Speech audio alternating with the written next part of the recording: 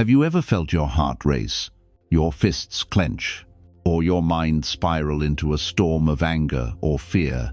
Maybe it was a heated argument with a coworker, a moment of panic before a big decision, or a sleepless night replaying a mistake over and over.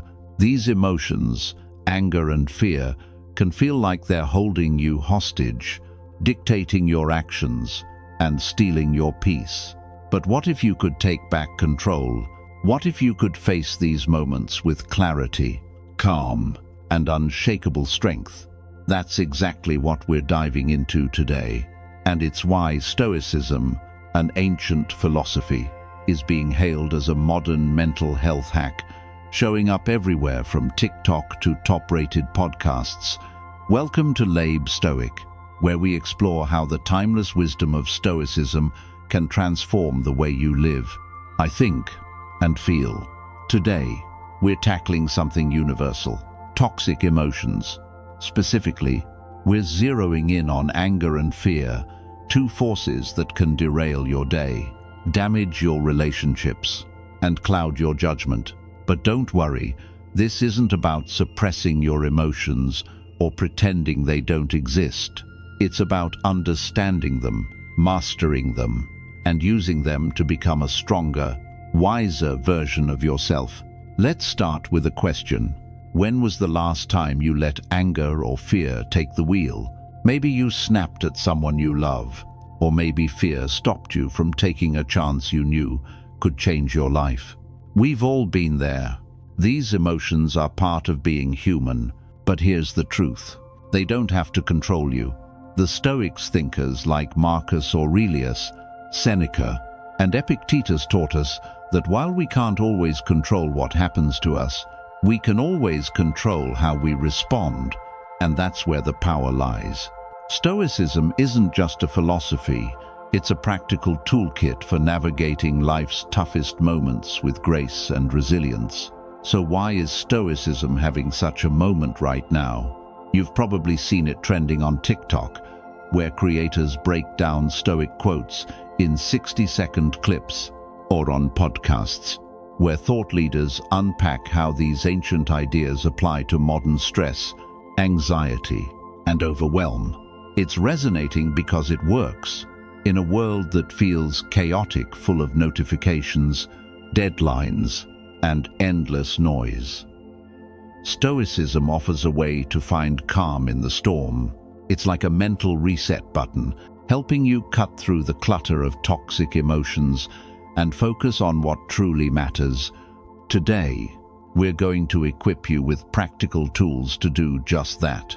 In this video, we'll explore how anger and fear show up in your life and why they can be so destructive if left unchecked. Then, we'll walk you through a powerful story of someone who faced a heated conflict and used Stoic principles to stay in control. You'll also learn a simple yet transformative breathing technique to calm your mind in the heat of the moment, straight out of the Stoic playbook. And finally, we'll guide you through a journaling exercise that will help you process your emotions, reframe your perspective, and build lasting mental strength. Before we dive in, let's set the stage. Anger and fear aren't just fleeting feelings. They can become toxic when they take over your thoughts and actions. Anger can make you say things you regret, burn bridges, or lose sight of what's important. Fear can paralyze you, keeping you stuck in a cycle of doubt and hesitation. The Stoics saw these emotions as signals, not masters.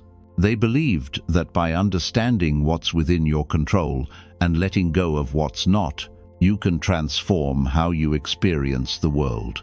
And the best part, you don't need to be a philosopher to do this. You just need a few practical tools and the willingness to try. By the end of this video, you'll have a clear roadmap for handling anger and fear, like a Stoic, calmly, confidently, and with purpose.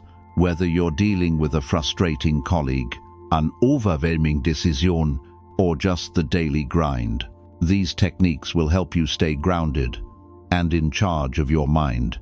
So, stick with us. because we're about to unlock the Stoic secrets to eliminating toxic emotions and living a life of clarity and strength, ready to take the first step. Let's dive into what makes anger and fear so powerful and how you can start to take back control. Now that we've set the stage, let's dive deeper into what we mean by toxic emotions. Specifically, we're talking about anger and fear, two of the most powerful forces that can shape how we think, act, and feel. These emotions aren't inherently bad. In fact, from a Stoic perspective, they're natural signals, like warning lights on a dashboard, alerting us to something that needs attention. But when they spiral out of control, they can become toxic, clouding our judgment, straining our relationships, and pulling us away from the life we want to live. So, let's break it down. What are anger and fear? Why do they become toxic? And how can Stoicism help us manage them? First, let's look at anger. Picture this. You're stuck in traffic, late for an important meeting, and someone cuts you off. Your pulse quickens, your jaw tightens, and suddenly you're fuming. That's anger in action, a fiery, instinctive response to a perceived injustice or frustration. Or maybe it's a Akita anger, like the resentment you feel when a friend lets you down or a colleague takes credit for your work. The Stoics, particularly Seneca, saw anger as one of the most dangerous emotions. In his essay on anger, Seneca wrote, "No plague has cost the human race more dear." Why? Because anger doesn't just burn in the moment it lingers. It pushes us to say things we regret, make decisions we can't undo, and see the world through a distorted lens. Unchecked anger can turn a single moment of frustration into a cycle of negativity, affecting our health, our relationships, and our peace of mind. Now, let's talk about fear. Fear is different, but just as powerful. It's that knot in your stomach before a big presentation, the voice in your head telling you you're not good enough, or the paralyzing worry about what might go wrong tomorrow. Fear often comes from uncertainty about the future, about failure, or about losing something important. While anger pushes us outward, fear pulls us inward, trapping us in a loop of doubt and hesitation. Epictetus, one of the great Stoic philosophers, reminded us that it is not things themselves that disturb men, but their judgments about those things. In other words, fear isn't caused by the event itself, but by how we interpret it. That job interview, it's just a conversation. But when we let fear take over, it feels like a life or death moment. So why do we call these emotions toxic? It's not because they're inherently wrong. Anger and fear are part of being human. They become toxic when they dominate our thoughts and actions, overriding our ability to think clearly or act rationally. Let's look at the impact. Anger can lead to impulsive outbursts that hurt the people we care about. It can make us lash out at a partner during an argument or send an email we wish we could take back. Over time, chronic anger raises stress levels, increases blood pressure, and even weakens our immune system. Studies show that prolonged anger is linked to anxiety, depression, and heart disease. It's like carrying a weight that grows heavier with every outburst. Fear, on the other hand, holds us back. It stops us from taking risks, pursuing our goals, or even enjoying the present moment. When we're afraid, our brain shifts into survival mode, narrowing our focus and making it harder to see the bigger picture.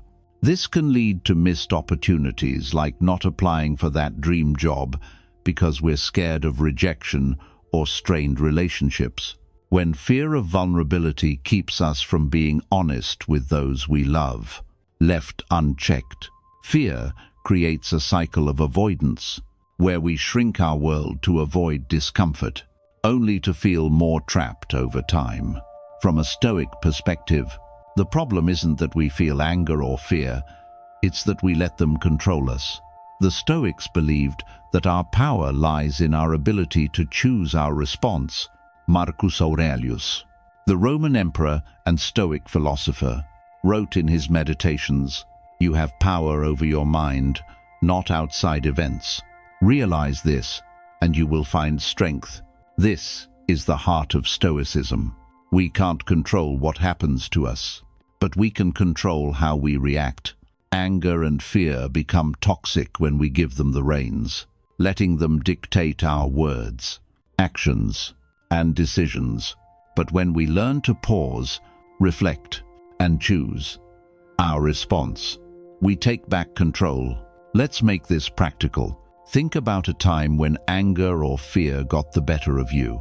Maybe you raised your voice during a family dinner, or maybe you avoided a tough conversation because you were scared of the outcome. Now imagine if you could step back in that moment, take a breath, and see the situation clearly. That's what Stoicism teaches us to do. It's not about eliminating emotions altogether. That's impossible and unnatural. Instead, it's about recognizing them as signals, not commands. Anger might tell you something feels unfair, but you don't have to lash out. Fear might warn you of risk, but it doesn't have to stop you from moving forward. Seneca and Marcus Aurelius offer us timeless wisdom here. Seneca advised treating anger like a guest. Acknowledge it, but don't let it overstay its welcome. He suggested asking ourselves, is this worth my peace? When anger arises, Marcus Aurelius, meanwhile, approached fear with a similar mindset. He would remind himself that the things we fear are often less daunting than they seem.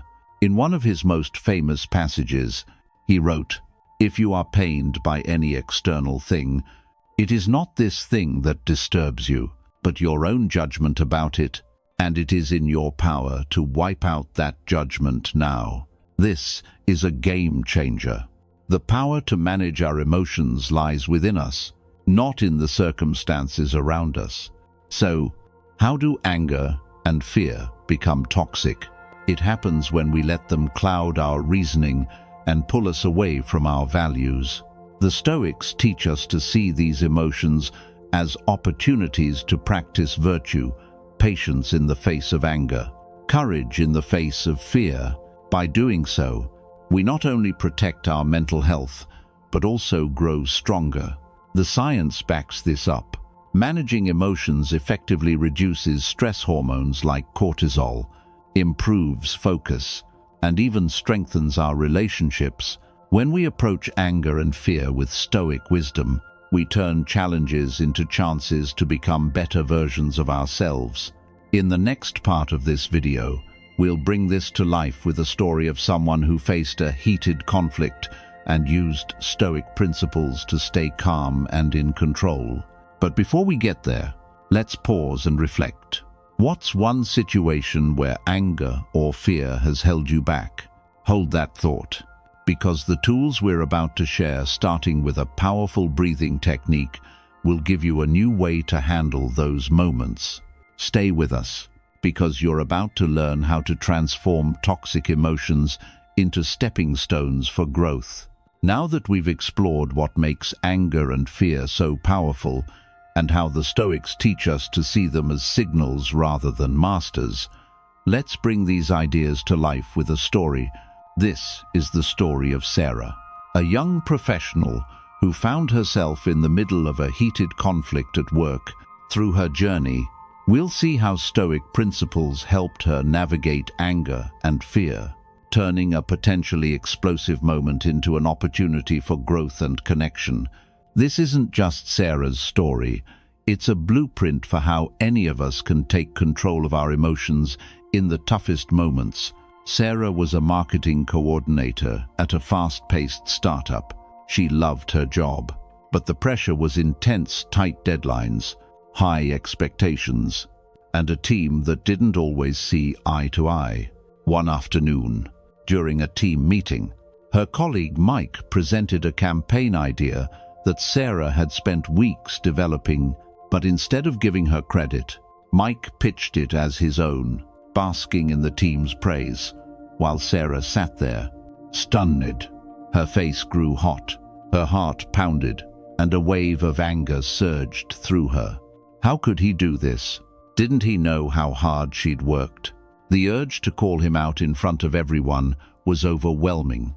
At the same time, fear crept in. What if speaking up made her look petty? What if it cost her the respect of her team?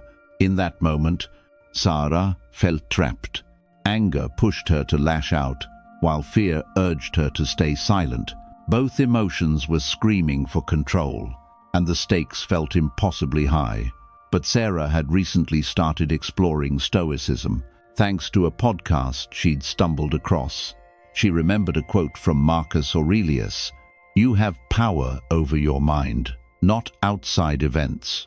Realize this, and you will find strength." That idea stuck with her. She realized that while she couldn't change Mike's actions, she could choose how to respond. So, instead of reacting on impulse, she decided to pause. Sarah took a deep breath. Right there, in the meeting, she closed her eyes for a split second and focused on her breathing, letting the air fill her lungs slowly before exhaling. This simple act, inspired by Stoic practices of pausing before reacting, gave her a moment to step back from the emotional storm. She asked herself a question straight out of Epictetus's teachings. What is within my control? Mike's behavior wasn't. The team's perception wasn't entirely either, but her words, her actions, and her mindset, those were hers to command.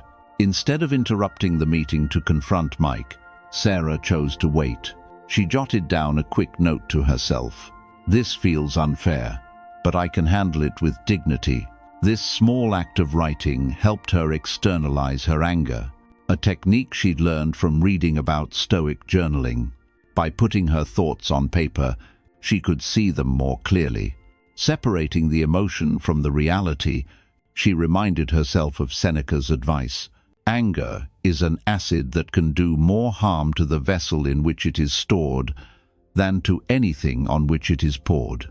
She didn't want to be the one burned by her own anger. After the meeting, Sarah's fear kicked in again. What if addressing this made things awkward? What if Mike got defensive? But she leaned on another Stoic principle: courage.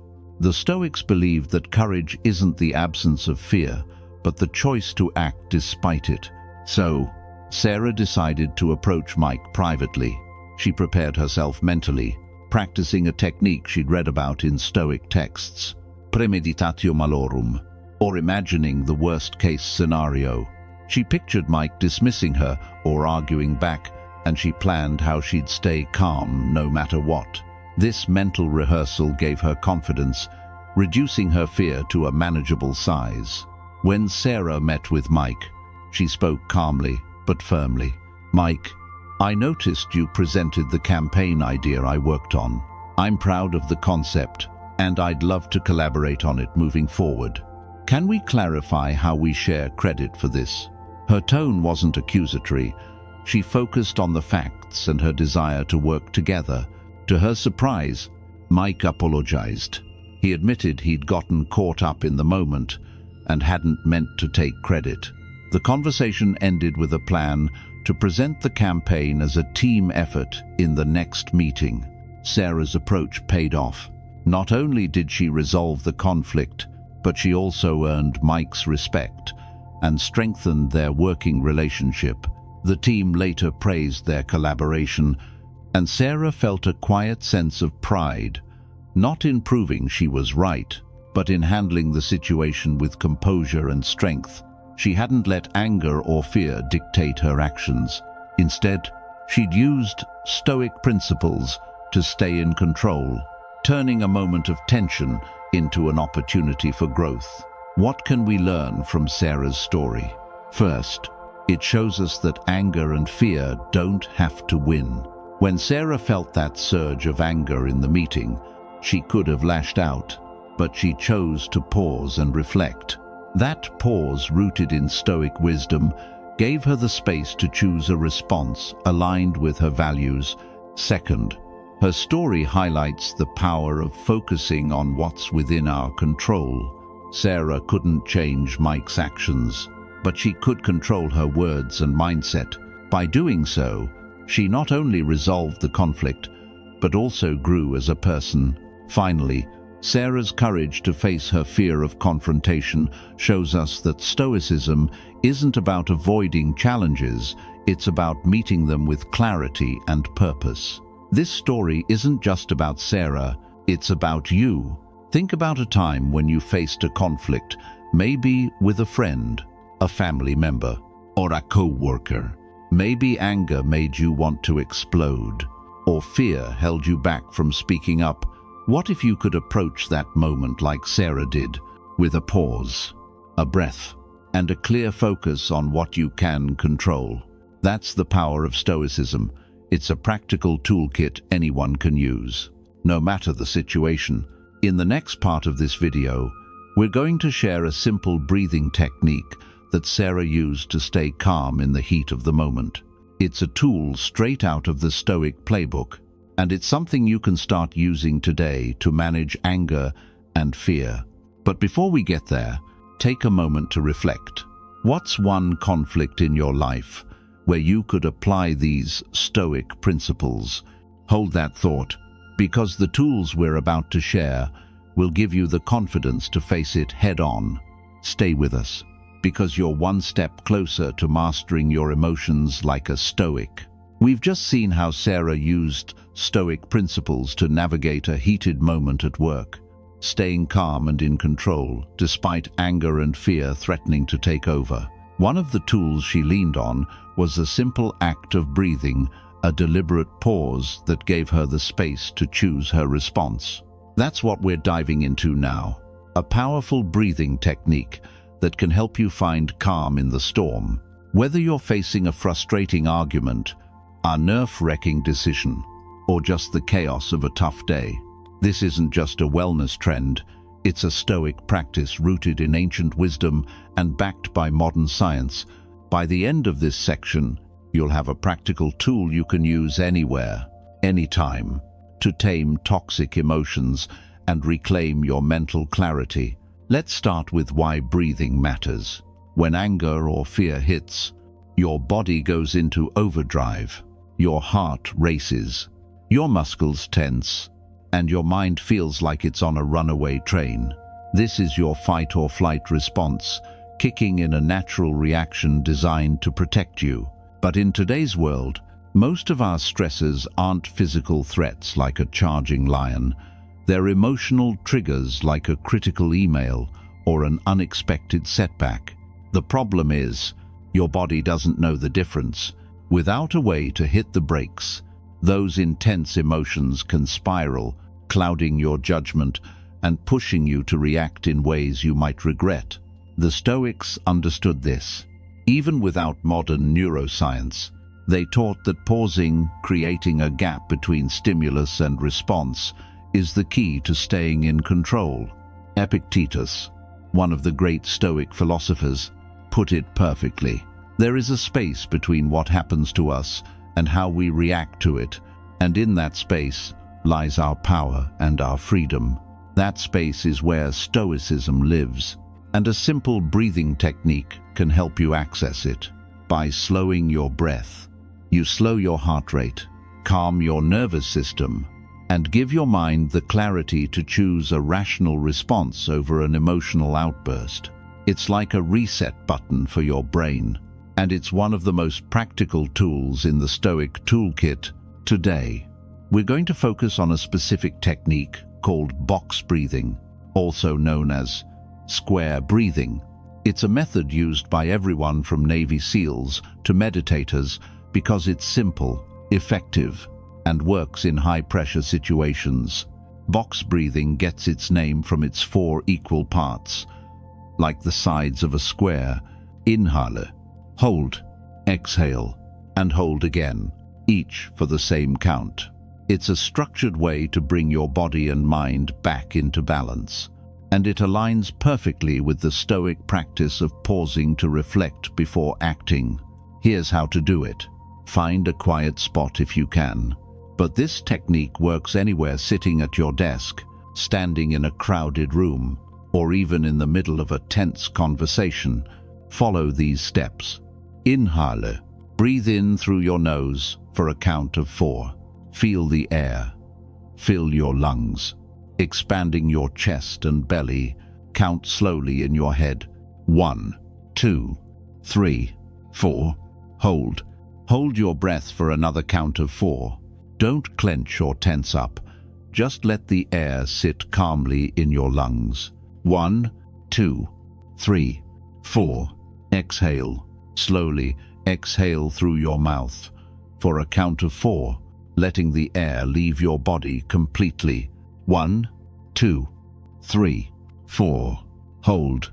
Pause again, holding your breath out for a count of 4. 1, 2, 3, 4. Repeat. Go through this cycle 4 or 5 times, or until you feel your body and mind start to settle. Let's try it together right now. If you're watching this, pause the video for a moment and follow along. Sit up straight, relax your shoulders, and close your eyes if it feels comfortable. Inhale through your nose. 1, 2, 3, 4. Hold. 1, 2, 3, 4. Exhale through your mouth. 1, 2, 3, 4. Hold again. 1, 2, 3, 4. Do this for a couple more rounds. Notice how your body feels. Is your heart rate slowing? Is your mind a little clearer? That's the power of box breathing. Why does this work? From a Stoic perspective, box breathing creates that critical space Epictetus talked about. It's a physical way to interrupt the automatic cycle of anger or fear, giving you a moment to step back and ask, what's in my control here? It's like Sarah did in our story, pausing in the meeting to breathe and think before reacting. The Stoics didn't have a name for box breathing, but they practiced similar techniques to cultivate calm and focus. Marcus Aurelius, for example, often wrote about retreating into himself to find peace, no matter the chaos around him. Breathing is a way to do that, a portable sanctuary you carry with you. Science backs this up. When you practice box breathing, you activate your parasympathetic nervous system, which is responsible for calming your body down. Studies show that controlled breathing lowers cortisol levels, the stress hormone that fuels anger and fear. It also increases oxygen flow to your brain, improving focus and decision-making. A 2018 study in the journal Frontiers in Psychology found that slow, deliberate breathing reduces anxiety and enhances emotional regulation. Even in high-stress situations, this isn't just a feel-good trick. It's a scientifically proven way to take control of your mind and body. Let's make it practical. Imagine you're in a situation like Sarah's. A colleague says something that sparks anger, or you're about to give a presentation and fear starts to creep in. Your first instinct might be to react, to snap back or freeze up. Instead, try box breathing. Excuse yourself for a moment if you can, or just do it quietly where you are. 4 counts in, 4 counts hold, 4 counts out, 4 counts hold. In just a minute or two, you'll feel the emotional intensity start to fade, giving you the clarity to respond like a Stoic, with patience, wisdom, and purpose. You can use box breathing in any high-pressure moment. Stuck in traffic and feeling frustrated? Box breathe. Nervous before a big conversation? Box breathe. Overwhelmed by a looming deadline? Box breathe. The beauty of this technique is its simplicity. You don't need special equipment or hours of practice. It's a tool you can pull out anytime, anywhere, to create that Stoic space of freedom between stimulus and response. To make this a habit, try practicing box breathing for a few minutes each day, even when you're not stressed. Set a timer for 5 minutes in the morning or before bed and run through the cycles. Over time, this will train your body and mind to default to calm, making it easier to use the technique when emotions run high. You can also pair it with a Stoic reflection. As you breathe, ask yourself, what can I control right now? Or, how can I respond with virtue? This combination of breathing and Stoic questioning is a powerful way to build resilience. Box breathing is just one piece of the Stoic toolkit, but it's a game changer. It's a bridge between the ancient wisdom of philosophers like Epictetus and the modern science of stress management. By practicing it, you're not just calming your body, you're training your mind to stay in control, no matter what life throws at you. In our next section, we'll explore another Stoic tool, journaling, that will help you process your emotions and build lasting mental strength. But before we move on, try box breathing one more time. Notice how it feels to take back control. Stay with us, because we're about to dive into a journaling exercise that will take your Stoic practice to the next level. We've just explored how a simple breathing technique, like box breathing, can help you find calm in the heat of the moment, giving you the space to respond with clarity and control. Now, let's take it a step further with another powerful Stoic tool, journaling. If box breathing is your way to pause and reset in the moment, journaling is your way to reflect, process, and grow over time. It's a practice rooted in Stoic philosophy, used by thinkers like Marcus Aurelius to make sense of their emotions and stay true to their values. In this section, we're going to walk you through a specific journaling exercise designed to help you process anger and fear, reframe your perspective, and build lasting mental strength. Whether you're new to journaling or a seasoned writer, this exercise will give you a practical way to turn toxic emotions into opportunities for growth. Why journaling? At its core, journaling is about self-reflection, a cornerstone of Stoic practice.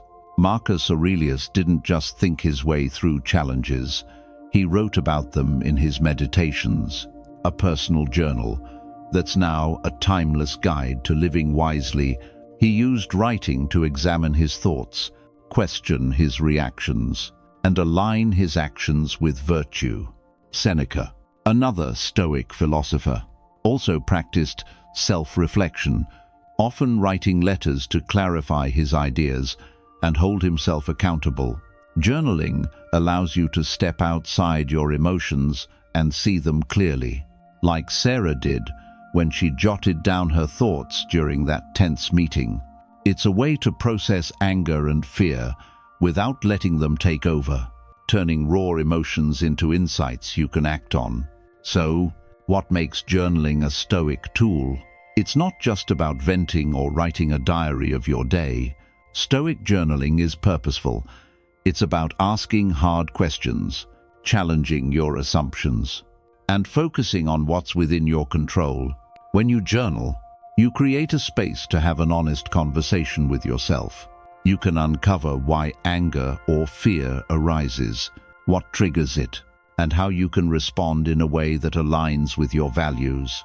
The Stoics believed that by understanding our inner world, we can better navigate the outer one. And the best part, you don't need to be a great writer or have hours to spare. All you need is a pen, paper, and a few minutes to reflect. Let's dive into the journaling exercise. This is a structured practice designed to help you process a specific situation where anger or fear took hold. It's inspired by Stoic principles and can be done in about 10 to 15 minutes, though you can take longer if you'd like. Grab a notebook or open a notes app on your phone, and let's get started. We'll guide you through 3 steps, each with specific questions to help you dig deep and find clarity. Start by writing about a recent moment when you felt anger or fear. Be specific. Paint a picture of what happened. Where were you? Who was involved? What triggered the emotion? Don't hold back. Let the details flow. For example, maybe you got angry when a friend cancelled plans at the last minute. Or maybe you felt fear before a big work presentation. Write down what you felt in your body: racing heart, tight chest, clenched jaw, and what thoughts ran through your mind. This step is about getting the emotion out of your head and onto the page. Here's an example. I was in a team meeting when my coworker took credit for my idea. My face felt hot, and I wanted to call them out right there. I thought, how dare they steal my work? This is so unfair. By writing this down, you're externalizing the emotion, which helps you see it more objectively. This aligns with the Stoic practice of stepping back to observe your thoughts, as Marcus Aurelius did when he wrote, "If you are distressed by anything external, the pain is not due to the thing itself, but to your estimate of it." Now, dig into why this situation triggered anger or fear. Ask yourself, what about this event made me feel this way? Was it a violation of my expectations? A threat to my ego? A fear of failure or rejection? Be honest, even if it's uncomfortable. Then, apply a Stoic lens by asking, what is within my control here? The Stoics teach us that we can't control other people's actions, external events, or even the initial spark of emotion, but we can control our response. Write down what aspects of the situation you can influence and what you need to let go of. For example, I was angry because I expected my coworker to acknowledge my work. I felt disrespected, but I can't control what they say or do. I can control how I communicate my feelings and how I choose to move forward. This step helps you separate the event from your judgment of it. A key Stoic principle. Epictetus reminds us, you have power over your mind, not outside events. Realize this, and you will find strength. By identifying what's in your control, you shift your focus from blame or worry to action and acceptance. Finally, reframe the situation using Stoic wisdom. Ask yourself, how can I view this differently? What would a Stoic response look like? One rooted in patience, courage, or wisdom. Write down a new way to think about the event, focusing on your values and long-term goals. Then, decide on a concrete action you can take to respond constructively. This might mean having a calm conversation, like Sarah did, or choosing to let go of the need to be right. The goal is to align your response with virtue, turning a negative emotion into an opportunity for growth. Try these guiding questions. What is the best way to view this situation that serves my peace of mind? How can I respond with patience, courage, or wisdom? What action can I take that aligns with who I want to be? For example, instead of seeing my co-worker's actions as a personal attack, I can see it as a misunderstanding. A Stoic response would be to address it calmly and professionally, focusing on collaboration rather than confrontation. I'll set up a meeting to discuss how we can work together on the project. This step transforms anger or fear into a chance to practice virtue, reinforcing the Stoic idea that challenges are opportunities to grow. Let's make it practical. Set aside 10 to 15 minutes today to try this exercise. Pick a recent moment of anger or fear and work through the 3 steps. Describe, analyze, reframe. If you're not sure where to start, think about a small frustration, a rude comment, a missed deadline, or a moment of anxiety, like worrying about an upcoming event. Write without judgment. This is for you, not anyone else. If you make this a daily or weekly habit, you'll start to notice patterns in your triggers and responses, helping you catch toxic emotions before they take hold. The benefits of this exercise are profound. Journaling doesn't just help you process one moment. It builds a habit of self-awareness and resilience. Studies, like one from the Journal of Clinical Psychology in 2018, show that reflective writing reduces stress, improves emotional regulation, and even boosts problem-solving skills. For the Stoics, journaling was a way to practice living intentionally, ensuring their actions aligned with their values. By doing this exercise, you're following in the footsteps of Marcus Aurelius, who used writing to navigate the pressures of ruling an empire. Before we move to our conclusion, try this. Pick up a pen right now and write down one sentence about a recent moment of anger or fear. Just one sentence to get started. For example, I felt angry when my boss ignored my suggestion in the meeting. That's it. You've taken the first step. In our final section, we'll wrap up with a powerful Stoic message and a call to action to put these tools into practice. Stay with us, because you're about to learn how to tie it all together and start mastering your emotions like a Stoic. We've covered a lot of ground today, exploring how to take control of toxic emotions like anger and fear using the timeless wisdom of Stoicism. We started by understanding these emotions, not as enemies, but as signals that we can learn to manage. We saw this in action through Sarah's story, where she used Stoic principles to navigate a tense conflict with calm and courage. We then learned a powerful box breathing technique to find peace in the heat of the moment. And we walked through a journaling exercise to process emotions and build lasting mental strength. These tools, rooted in the teachings of philosophers like Marcus Aurelius, Seneca, and Epictetus, are more than just ideas. They're practical steps you can take to live with clarity, purpose, and resilience, no matter what life throws your way. Let's recap the key takeaways. First, anger and fear become toxic when they control your thoughts and actions, clouding your judgment and pulling you away from your values. The Stoics teach us that these emotions are not the problem, it's how we respond to them that matters. By recognizing what's within your control, you can choose responses that align with who you want to be. Second, box breathing is a simple yet powerful tool to create space between stimulus and response. In just a minute or two, it can calm your body and mind, helping you approach challenges with a clear head. Finally, journaling offers a way to reflect deeply, uncover the roots of your emotions, and reframe situations in a way that empowers you. Together, these practices form a Stoic toolkit for mastering your emotions and living a life of strength and serenity. At the heart of this journey is a single, powerful idea from Marcus Aurelius. You have power over your mind, not outside events. Realize this, and you will find strength. This quote is more than just a motivational soundbite. It's a call to action. It reminds us that no matter how chaotic the world feels, no matter how intense our emotions get, we always have the power to choose our response.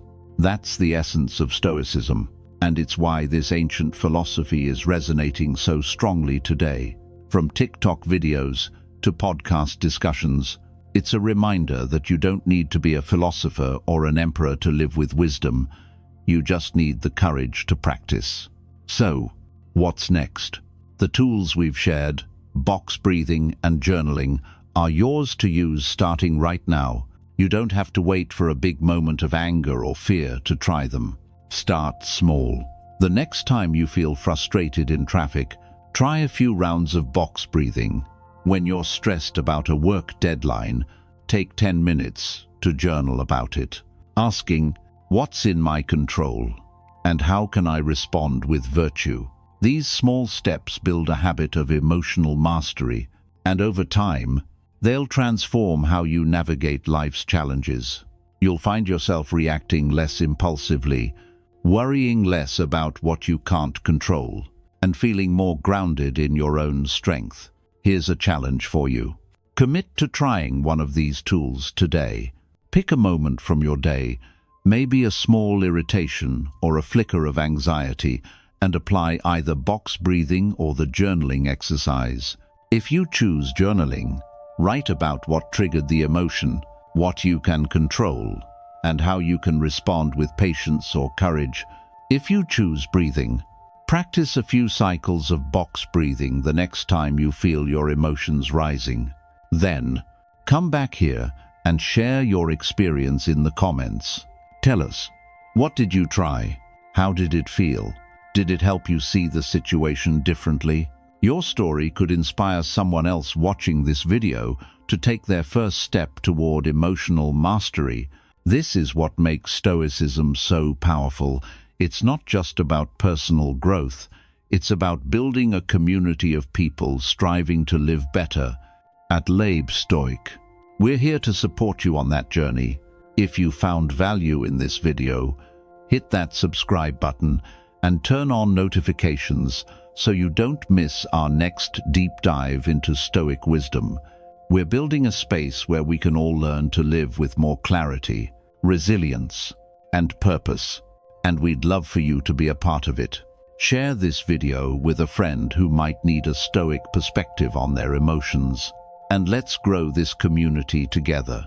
Before we wrap up, let's leave you with one final thought. Anger and fear will always be part of life. They're signals of our humanity, but you don't have to be a slave to them. You have the power to pause, to reflect, and to choose a response that reflects your best self. As Seneca said, the greatest remedy for anger is delay.